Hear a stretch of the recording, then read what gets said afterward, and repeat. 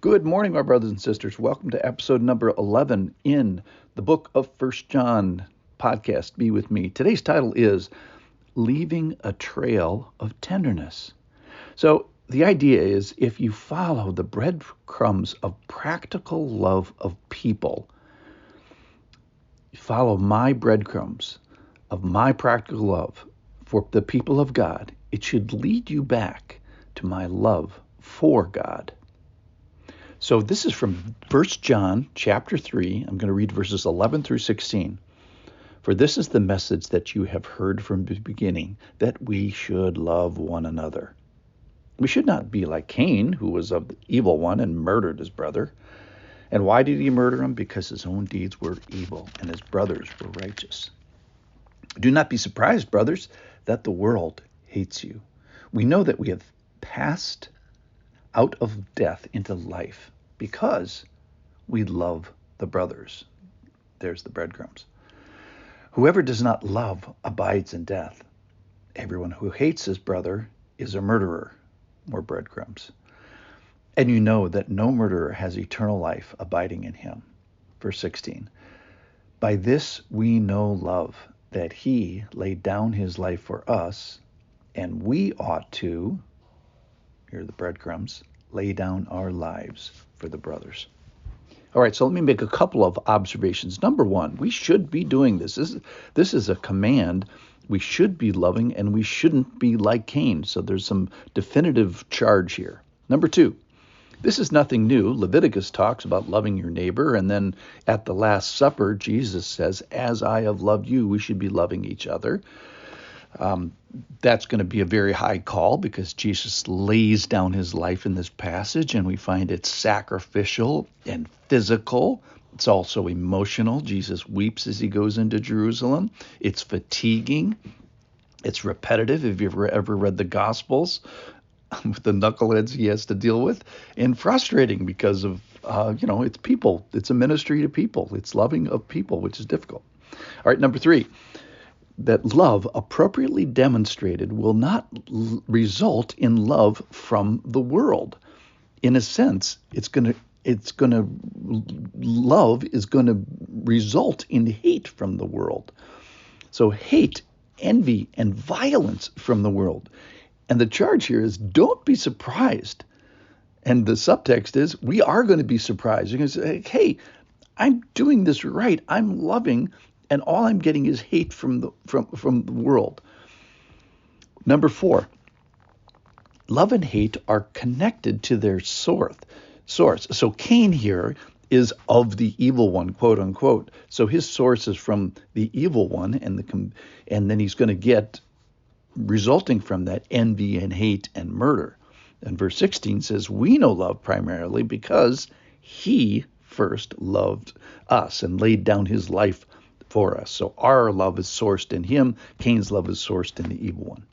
Number five, here's the big one, is that we know about the interior love for God because of the exterior life for the brothers. Let me say that again. We know about the interior life of our love for God because of the exterior life of our love for the brothers. So this is the brotherhood or the sisterhood, or in my vernacular, the knucklehood.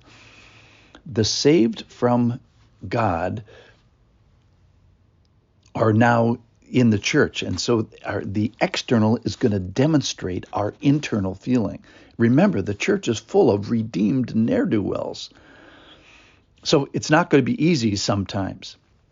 So similarly, we know that no love equals hate equals murder equals no eternal life. So you can observe a person's salvation or their salvation state by their behaviors of love or by their behaviors of hate.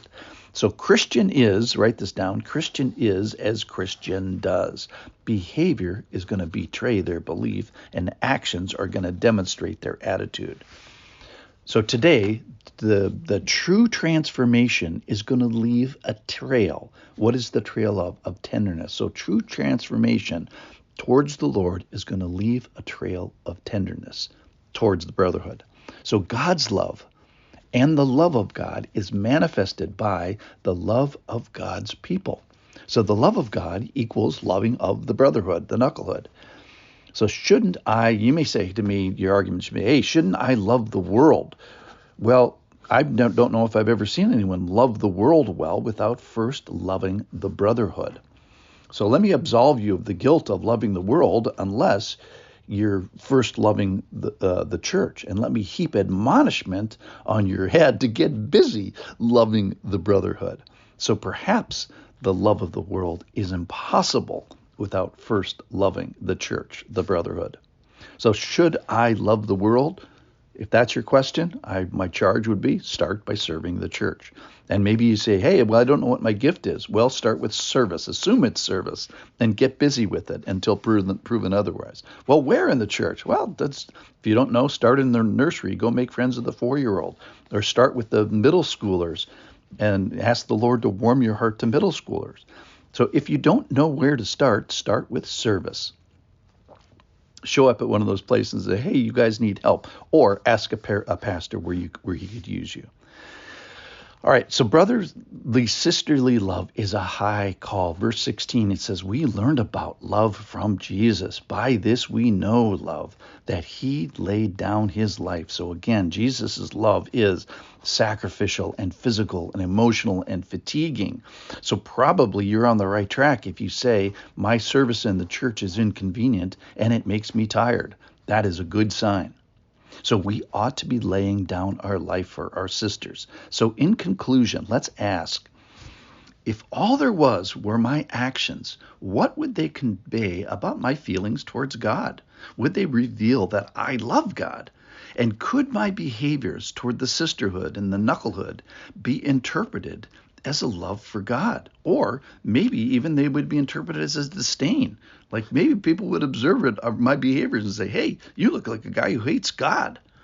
So would an outside evaluator using my relationship with the brotherhood conclude you hate God, or do they leave a trail of tenderness? So today, let's let our behaviors betray our love for God. To who? To the brotherhood. So let's leave a trail of tenderness towards the sisterhood of God. Thanks for listening.